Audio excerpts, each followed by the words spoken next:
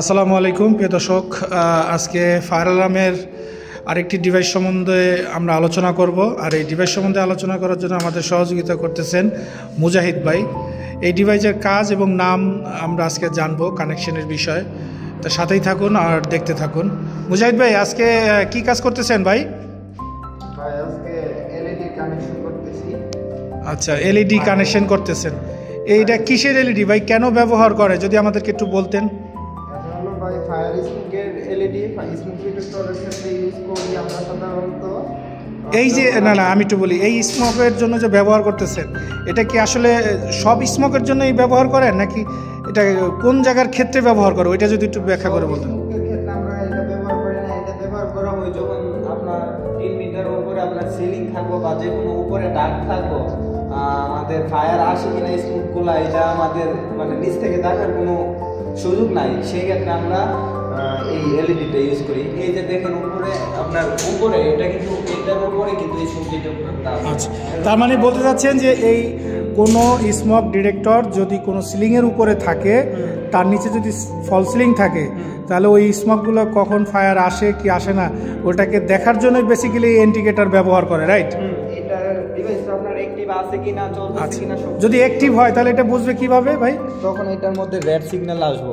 এই ওই যে লাল যে সাদা ইন্ডিকেটর দেখা যায়, ওইটা লাল হয়ে যাবে। আচ্ছা আচ্ছা, এইটার তাহলে একটু কানেকশনের বিষয়ে যদি আমাদেরকে বলতেন, কয়টা কেবল আসে বা কানেকশনটা কিভাবে করতে হয়? এইটা আপনার স্মোকের থেকে আপনার 2টা কেবল আসবে। আচ্ছা, ওইখানে স্মোকের মধ্যে লেখা আছে আর প্লাস মাইনাস, আর যে প্লাস মাইনাস আছে এটা থেকে 2টা কেবল, অনলি 2টা, একটা কেবল আর কি, একটা কেবলের মধ্যেই তো প্লাস মাইনাস 2টা, একটা কেবল আসবে তখন একটা কেবলের প্লাস মাইনাস। এখানে প্লাস কিভাবে লাগাইছেন একটু দেখেন।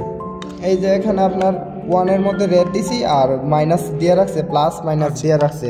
প্লাসের মধ্যে আমরা রেড কেবলটা ইউজ করছি, মাইনাসের মধ্যে আমরা ব্ল্যাক কেবল, যে কেবলটা আছে এটা ইউজ করলাম। আচ্ছা, আর গ্রাউন্ডিং এর ক্ষেত্রে কি করেন?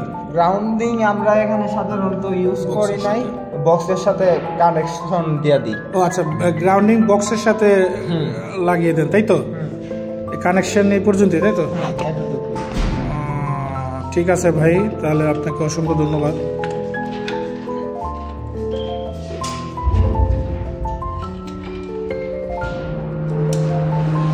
দর্শক দেখতেছেন, খুব সুন্দর মতো মুজাহিদ ভাই এটা আমাদেরকে বুঝিয়ে দিল, এটা কেন ব্যবহার করে এবং কানেকশনের বিষয়ে।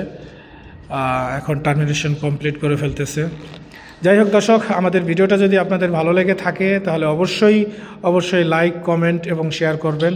আপনাদের লাইক, কমেন্টের, শেয়ারের উপরই আমার কাজ করার উৎসাহিত হয় যে আমি আরও ভালো ভালো কাজ করব, যাতে এইভাবে করে আপনাদেরকে ভিডিও উপহার দিতে পারি।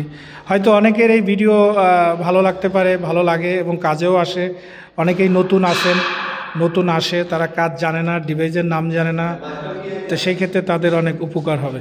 তো মুজাহিদ ভাই, থ্যাংক ইউ আমাদেরকে সহযোগিতা করার জন্য। আর দর্শক ভালো থাকবেন, সুস্থ থাকবেন। আসসালামু আলাইকুম।